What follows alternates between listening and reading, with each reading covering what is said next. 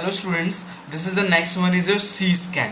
C means circular scan. Exactly बिल्कुल as it is जैसे आपका स्कैन होता था as it is वही है, बट थोड़ा सा डिफरेंस आपको देखने की ज़रूरत है।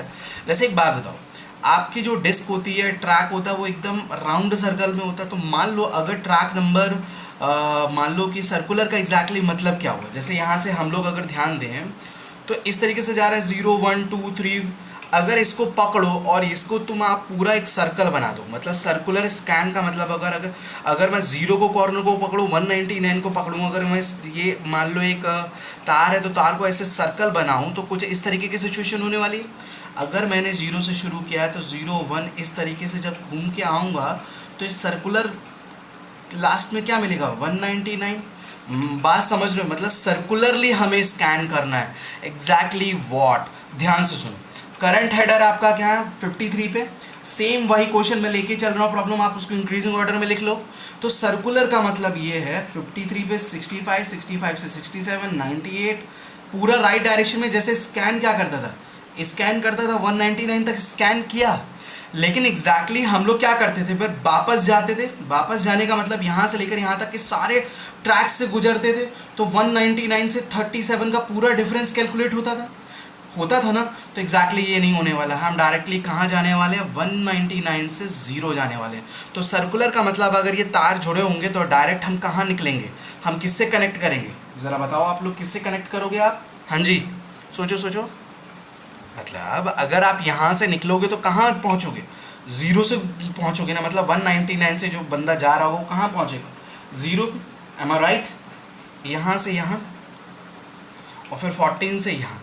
मतलब एक तरीके से आप सिंपल सा सोचो, अगर मैं 199 पे तो जब मूव करूँगा तो 0 पे जाऊँगा, और 0 से जाने के बाद एग्जैक्टली मैं कहाँ जाऊँगा, 0 से जो भी रिक्वेस्ट पेंडिंग होगी मतलब 14 पे, फिर मतलब मैं सर्कुलरली घूमूंगा। 199 से डायरेक्ट मैं 14 पे जाऊंगा, और 14 से कहाँ जाऊंगा मैं 37 पे। तो एग्जैक्टली ये सर्कुलर स्कैन हुआ।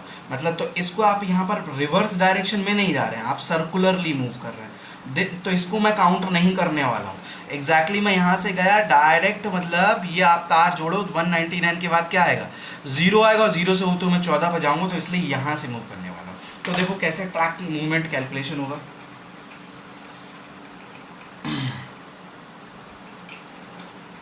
स्कैन में क्या था, एक डायरेक्शन में जाते थे 199 तक, फिर रिवर्स होते थे, फिर रिवर्स में जो आपकी रिक्वेस्ट पेंडिंग होती थी हम उन्हें कैलकुलेट करते थे, हम राइट।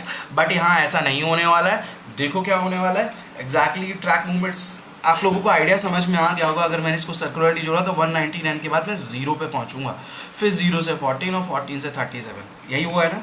199 के बाद मैं कहाँ पहुँचाऊँगा, यहाँ से निकल के 0 पे पहुँचा, 0 से 14 और 14 से 37 सारी रिक्वेस्ट मैंने सेट है।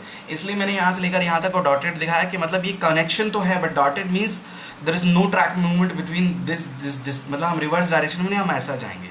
ठीक है, तो total number of track movements कैसे निकालोगे, ध्यान देना भाई, ये थोड़ा सा इंपॉर्टेंट है।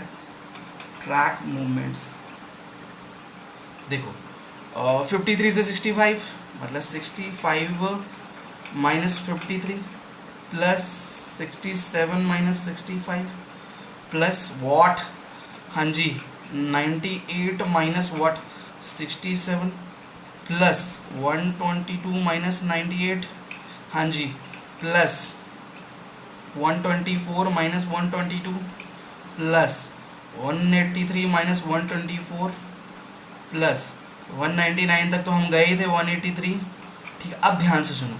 एग्जैक्टली मैं अगर ये डायग्राम देखो तो सर्कुलर वे में वर्क कर रहा हूँ, तो 199 से मैं 0 गया कि नहीं गया, तो इनके बीच में जो ट्रैक मूवमेंट है वो कैसे निकालोगे 199 माइनस 0 प्लस फिर 0 से कहाँ गए आप 14 पे गए, तो 14 माइनस 0 प्लस 37 माइनस 40।